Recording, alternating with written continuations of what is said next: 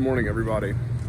Wow, I got to sleep very late last night, way later than I should have. And we are up driving an hour and a half roughly from Helen to the Atlanta airport. Ashley is like passed out in the passenger seat because I'm not sure if a whole lot of you saw, there was an Instagram post that we made not super long ago of a really horrible accident that Ashley was involved in my X5. And, well, we're going to go grab a replacement for that X5. But it is a super cool car. One that a lot of people may not even know about, especially if you're not involved with this generation, or not generation, but this like type of car. Excuse me, I'm like half asleep, so I can't even think about what to think, let alone what to say in front of the camera at the moment. But yeah, we're on the way to the airport. I will be flying to Wisconsin today, arriving there sometime mid-morning, and then we're gonna drive like 12 or 12 and a half hours back home in this car with little to no history on it as far as maintenance and stuff goes, so it really knows what to expect, I guess. Needless to say, let's get the fizzle filled up here, and then we're going to make our way to the airport and see what we're going to go get.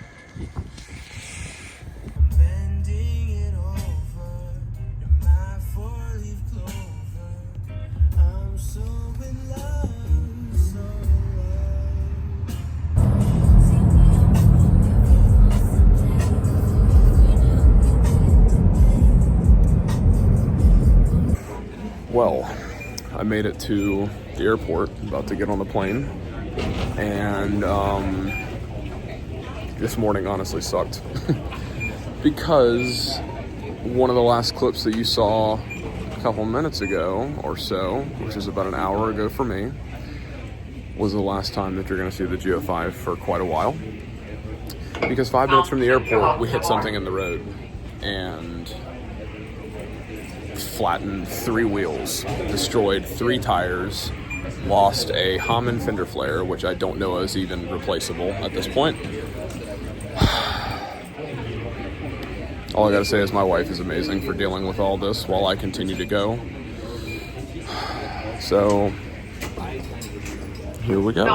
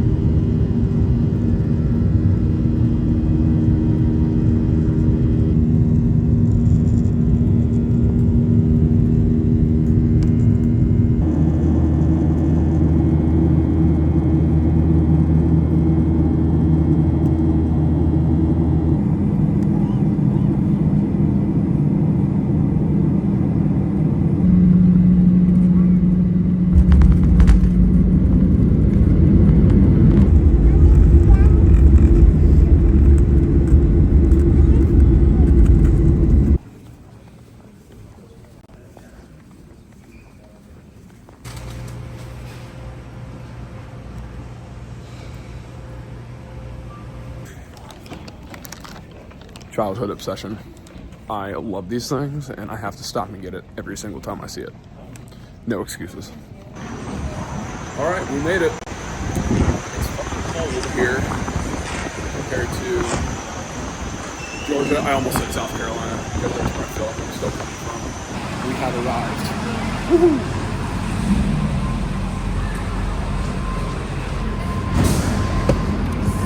What is up, Cracker?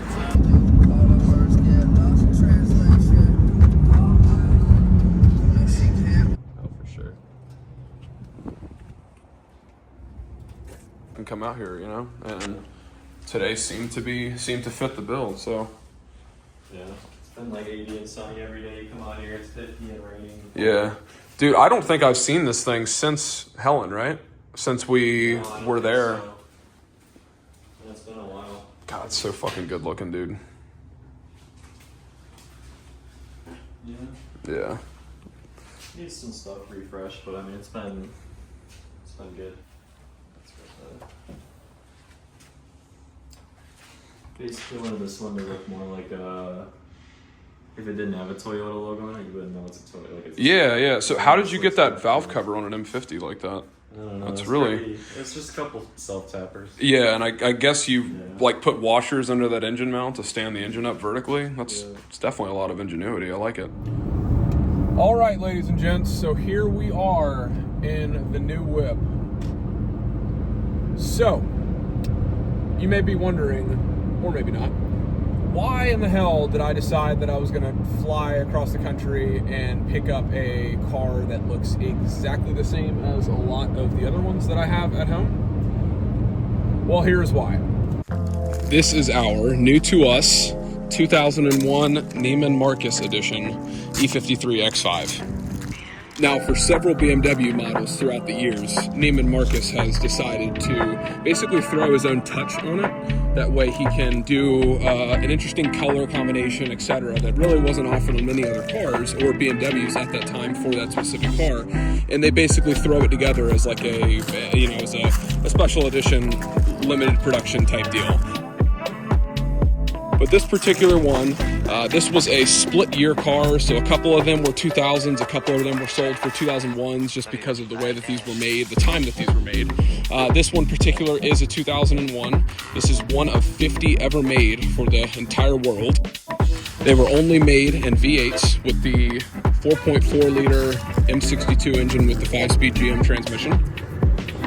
They came with two interior color options. There was a gorgeous mahogany brown type color, but then you also got this tan that was extremely gross, especially 25 years later, and it was the same tan that was offered in a lot of other X5s, but I'm sure when it was new it looked fantastic against this brown.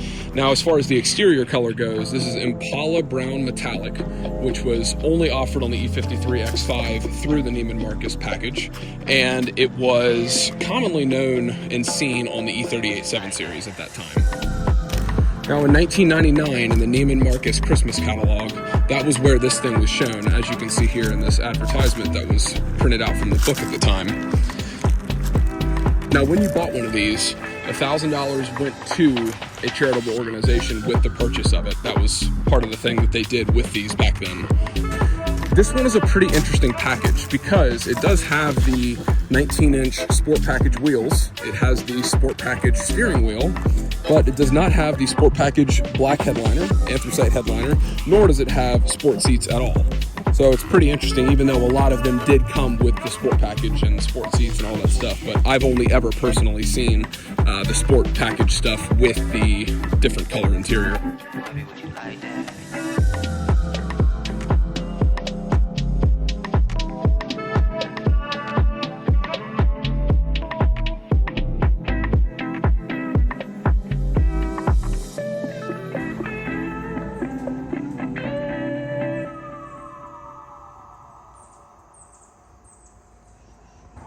Last year, BMW celebrated 25 years of the X5. In doing so, we were invited to a BMW CCA get-together in Greer, South Carolina, down the street from the factory where these things were produced. And they had two X5s that were sitting side by side at the time, one of which was the 25th anniversary G05 that they produced, and the other one was BMW North America's own Neiman Marcus X5, which we did get to poke around and see inside of. This thing was showing a mere 860 miles or something like that, if I remember it correctly. This is the same one that was shown in a BMW blog article years ago. At that time of the photo shoot in Florida, I believe it was, it showed just under 600 or just around 600 miles. Now, as you can see, we are now back at our shop in Georgia with the X5. We did hop in this thing and literally drive it 14 hours, I think it was, 800 something miles back home. So we're like, I don't know, an hour or so into driving. So far, it's driving really well. Little bit of a steering wheel vibration that you can see there, which is to be expected, especially for the lack of driving. But yeah, suspension warnings, ABS trifecta, airbag light, that's cool. And of course, I did bring my scanner, but because this is an early car, I can only communicate with the EGS and the DME through OBD. I didn't bring my round plug adapter for the under the hood, so I can't read any of the body stuff or ABS or anything, but that's okay, because that doesn't affect how it drives. It is running cold, which is interesting, and it took a while to warm up, so it probably needs a thermostat or something. But otherwise, I'm staying nice and comfortable in these beautifully covered seats. And other than, honestly, a few issues, it had quite a few issues, but needless to say, it got me home perfectly fine. Not super far into the trip, but the supposed CAN issues are exposing themselves now. As you can see, we've got no illumination for what gear I'm in. I've got no wheel speed, and also the RPMs. The car's idling right now, and then it'll just, once, give it a second, and the RPMs will just go bonk. So yeah, oh there, yeah, see in the temp gauge too, it's just doing all sorts of funky shit. So yeah, 11 hours and 54 minutes of anxiety. I can't wait. Those few issues consist of, I think something in the CAN system is taking down a few other modules. Every now and then it will go into trans failsafe mode. It definitely seems to be temperature related too. But needless to say, it did get me home. It was fantastic to drive on the interstate. The last 2 hours of my drive was all through back roads of Tennessee, North Carolina, and into Georgia. And I mean, it ripped. Honestly, this is my 68th X5, 67th X5. I have to look back, but either way, my 68th E53 X5. I actually have another one literally right over there. But this is the first time I've ever been able to drive a stock one through twisty mountain roads back to back, especially with no traffic or anything. It was fantastic at like 1 or 2 in the morning. This thing absolutely ripped. I mean, it felt so good. Ashley and I even took it up to the mountaintop here not too long ago, earlier today. And I mean, it feels like a BMW. And I think that's one thing that's always been so special about these X5s to me, is that this is the first of all of what BMW X is today. So I mean, BMW X's class, if you want to call it that, between the X1 all the way up to the 7, that's what BMW makes the most money off of these days. They sell the most of the X models, and it all started with that car right there, and it's one thing that I think is so cool to me. And I'm very happy to be able to give this to Ashley to drive after we fix it up. We've got a lot of plans for it. If I can remember, I'll definitely try and document a lot of it. But needless to say, I mean, we have plans of potentially dropping another engine and transmission into it. I have quite a few parts cars, obviously, that can donate their guts to this thing. We're going to clean out the interior really well, refresh the suspension, do all that good stuff, and overall just make it, the nicest version of what it is that it can be, and really get it up to par and, get it back to where it should be for such a rare vehicle, especially, even though they're not worth much. They are hard to find, obviously. Of the 50 that were made, imagine how many are actually left from a standpoint of people who have just totaled them out, or they ended up in the wrong hands, people didn't know what they were, and they ended up in a junkyard, whatever the case may be. The fact that this thing is still here, running and driving, even though it's in pretty rough condition, it's the perfect candidate to make a perfect car again. And I'm so happy to be able to do that for my wife and give it to her, especially considering that, she was in the bad accident with my X5 not super long ago, and she has grown a second sense of appreciation for the X5s, especially the E53s, because of how well it took care of her in such a horrific crash.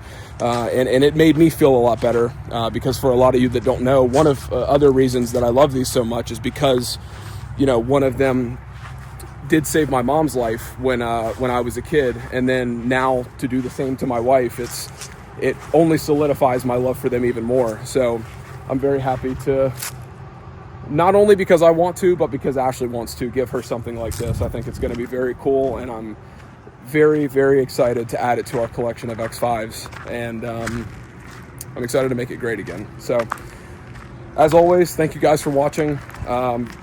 I will try my best to post on the few Instagrams that we have, whether it be my personal, my shop page, or my X5 dedicated page, to let you guys know what's going on with this thing and how the restoration, so to speak, is going to go. And yeah, look forward to showing you guys more of this thing in the future. Thank you so much for watching, and we'll see you on the next one.